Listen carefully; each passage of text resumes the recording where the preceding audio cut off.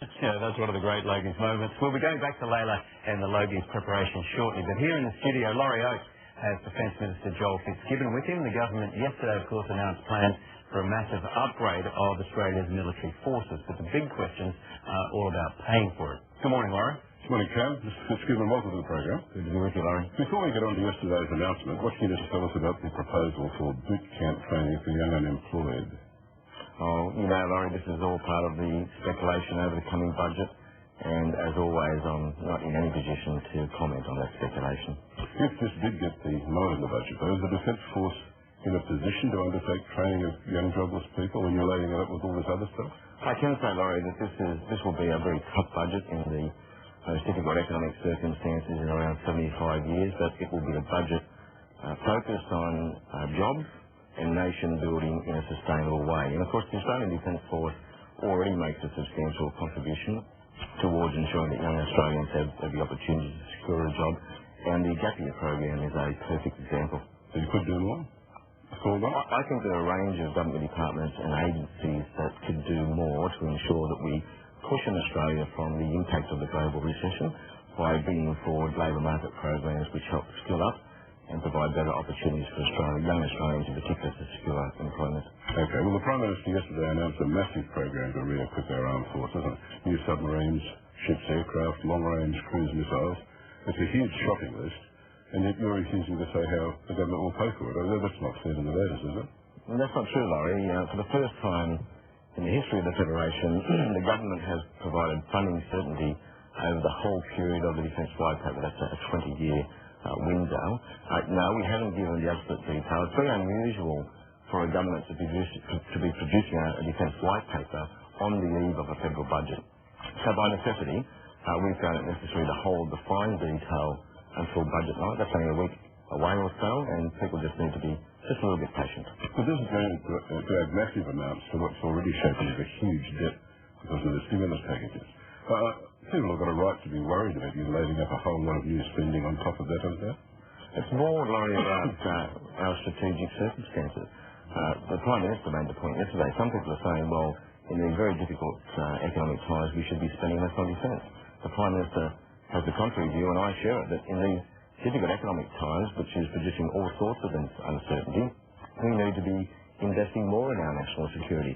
But very responsibly, while we are adding around $10 billion of taxpayers' money, we are finding some $20 billion internally. I'm reforming the organisation, finding savings, cutting wasteful management, and redirecting that money into higher priorities, the sorts of things like submarines we announced yesterday. You're saying that you'll save $20 billion. That's almost an entire year's budget for the Defence Force over 10 years. Now, if there's that much waste in the Defence Department, it's got to be the most incompetent department in history, isn't it?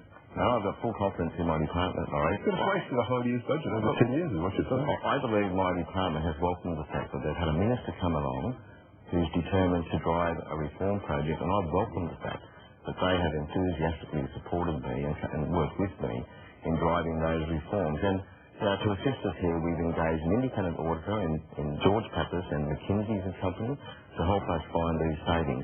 And look, you've only got to take projects like the Sea Sprite helicopter, Laurie, probably John Howard's largest defensive article. $1 billion just saved by avoiding Sea Sprite helicopter issues in the future.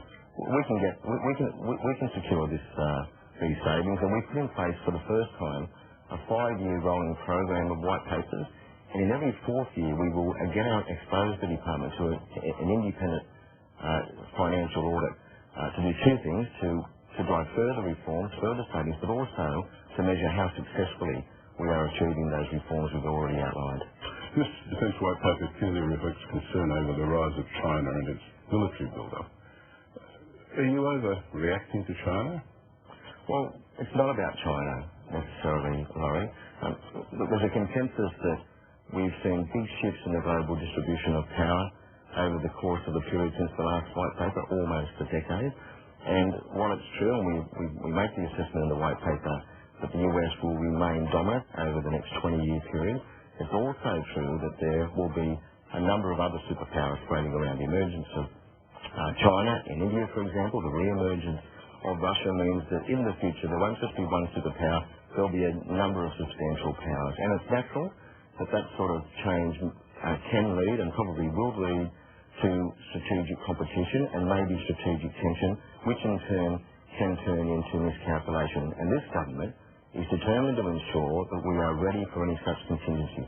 That's why we are substantially building up our capability so that we can defend this nation without necessarily relying upon the armed forces of any other nation state. Well, the government sent the author of the white paper, Mike Pezzullo, to China to brief them in advance of its release.